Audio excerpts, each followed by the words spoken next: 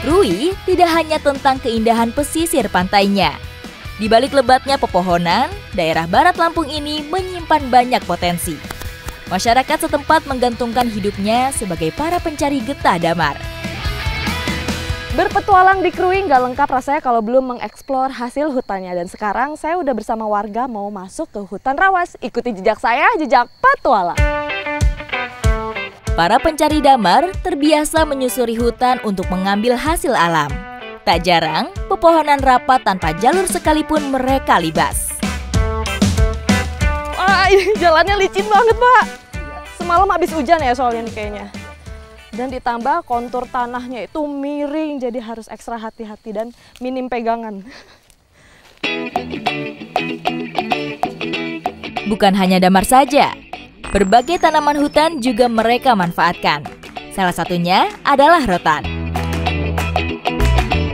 Kami menemukan rotannya, ini jenisnya huinanga. Nah, ini buah-buahnya nih. Wah, ini mana nih Pak yang bagian bisa dimakan? Kuningnya udah gimana gitu. Udah agak kuning ya? Oh, yang di atas itu masih hijau. Wah, betul itu. masih sepat betul ya? Nah, ini udah bisa dicoba nih Pak? Iya, bisa ada. Wah, agak keras ya Pak ya kulitnya. Gimana sih rasanya? Jadi dagingnya, di bijinya tadi itu di bijinya. Sepet ternyata. Ini memang rasanya sepet gitu ya Pak aslinya? Buah rotan memiliki nilai ekonomi sebagai bahan obat maupun kosmetik. Masyarakat biasa memanen buah ini untuk kemudian dijual kepada para pengepul. Oh, masih hijau, jadi yang kita ambil memang warnanya tuh udah kekuningan seperti ini. Ayo, ya Pak. Wih, licin. Iya. Oh, untung banyak batang pohon jadi bisa langsung pegangan. Oh, nah Pak itu tuh, ada tuh. Untuk mendapatkan buahnya, kami perlu usaha lebih. Karena tanaman berduri ini dapat tumbuh hingga 20 meter lebih. Iya nih, aduh. Wah, udah ketusuk aja saya. Nggak apa-apa.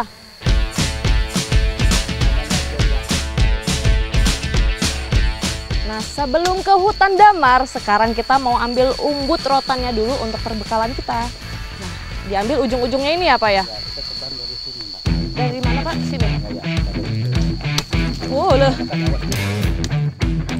Batang rotan muda atau umbut biasa dimanfaatkan untuk diolah. Umbut atau yang biasa disebut huinanga dapat kita jumpai pada bagian pangkal batang rotan. Nah, jadi umbutnya itu terletak di bagian paling dalam. Seperti ini dia wujudnya. Nih, seperti singkong ya Pak ya, teksturnya ya. Dan juga dia masih sangat lunak. Bagi masyarakat Lampung, umbut rotan lazim dikonsumsi sejak zaman dahulu. Bahkan tak jarang warga memakan umbut tanpa diolah. Nah, sekarang saya mau coba gimana sih rasanya kalau dimakan langsung.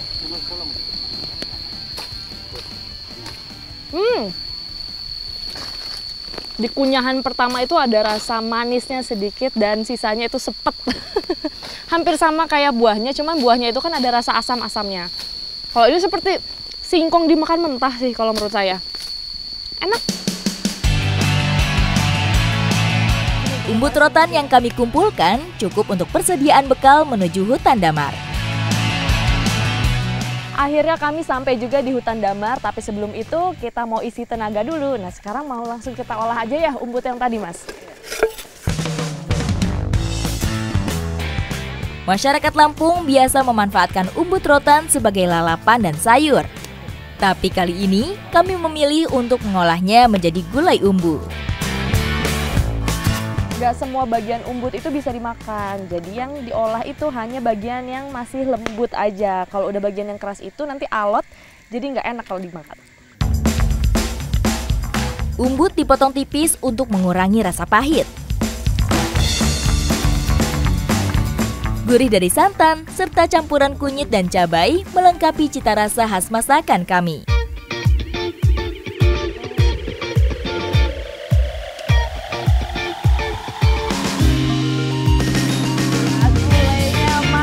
Tak menunggu lama, gulai umbu pun matang dan siap disantap. Rasa gulainya itu hampir mirip seperti lodeh ya, gurih-gurihnya, terus juga umbutnya ini mirip banget karakternya sama rebung atau nangka muda juga mirip ya. Rasanya gurih, ditambah ada potongan cabainya pun juga jadi pedes gitu. Nikmat. Nambah selera, nambah energi juga karena habis ini kita mau panen damar.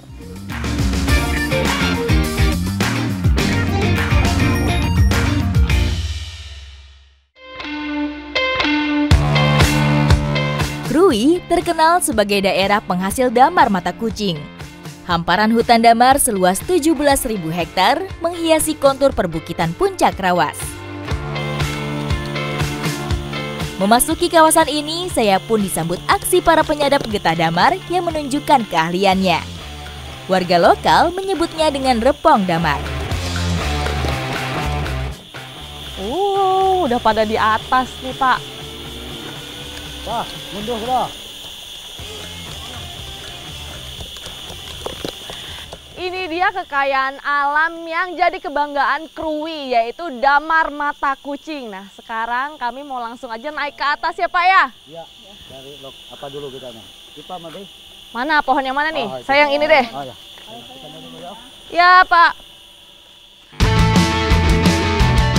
Pohon damar disebut sebagai warisan nenek moyang. Karena getah dari pohon ini baru dapat dipanen ketika sudah berusia puluhan tahun. Pak, ini pohonnya besar banget. Ini usianya berapa tahun, Pak? Ya sekitar 200 tahunan ya. 200 tahun. Coba saya ukur. Wah, tangan saya aja udah nggak nyampe nih, udah nggak bisa ngeraih.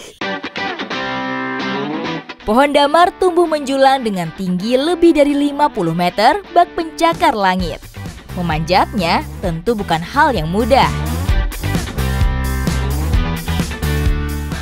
Alat pengamannya cuma pakai ambon ini nih, seperti sabuk.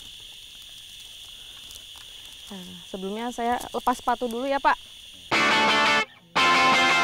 Lubang berbentuk segitiga ini berfungsi sebagai titik sadapan sekaligus tempat berpijak saat memanjat pohonnya. Jadi cara saya nanti naik ke atas itu naik di atas pijakannya ini yang sudah sebelumnya disadap untuk mengambil damar. Nah, jadi dilihat nih banyak sisaan-sisaan damar. Nanti saya pijak perlahan-lahan sampai ke atas sana. Jadi di setiap sadapan ini masih ada damar-damar yang tersisa ya, Pak ya. Getah damar dipanen setiap 1 bulan sekali ketika sudah bertekstur keras. Jadi cara penggunaan ambonnya itu tergantung ukuran si orang yang mau naik ke atas damar. Nah, kayak saya ini cara ngukurnya gini nih. Sepanjang lengan saya. Nah, kayak gini nih pas. Kalau yang tadi pas dipakai bapaknya itu kebesaran nih saya. Sekarang mau saya coba lagi. Perlahan saya mulai memanjat pohon raksasa ini.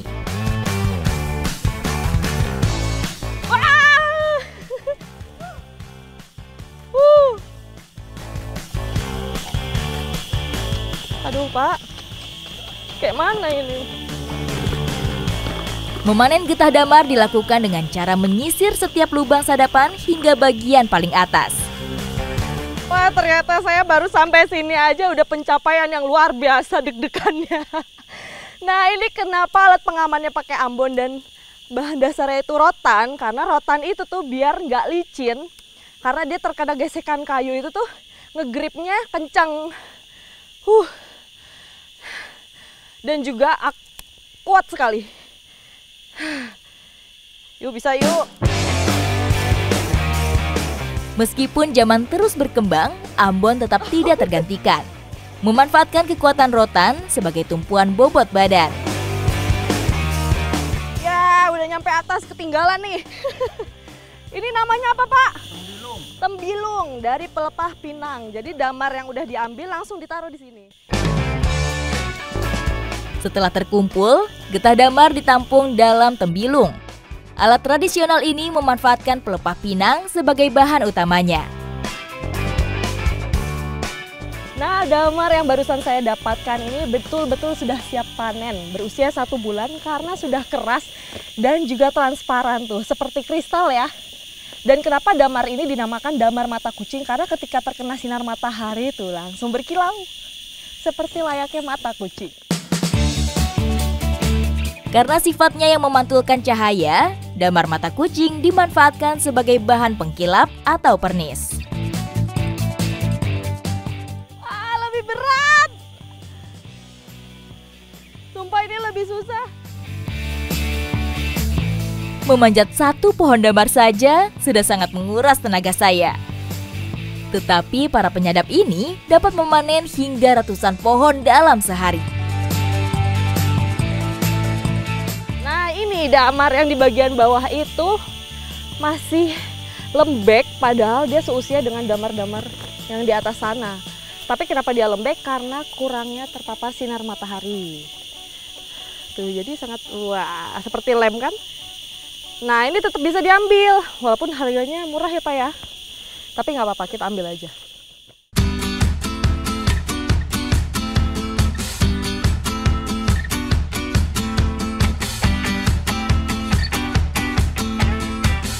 Sesaat setelah damar dipanen, kami melakukan penyortiran.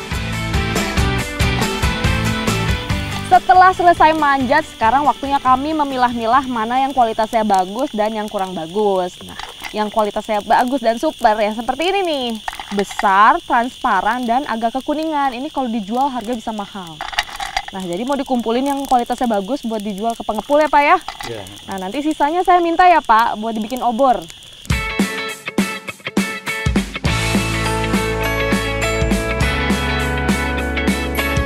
Getah yang baru saja dipanen ini disebut damar asalan, yaitu damar yang masih bercampur dengan kayu dan ranting. Nah, ini nih yang uniknya. Jadi damar tadi itu langsung kita lelehkan ya Mas ya. Iya. Jadi kayak gulali tuh. Getah damar mudah mencair apabila dipanaskan. Namun ketika berada di suhu ruang, getah akan mengeras. Untuk membuat obor, kami melapiskan getah damar pada batang kayu.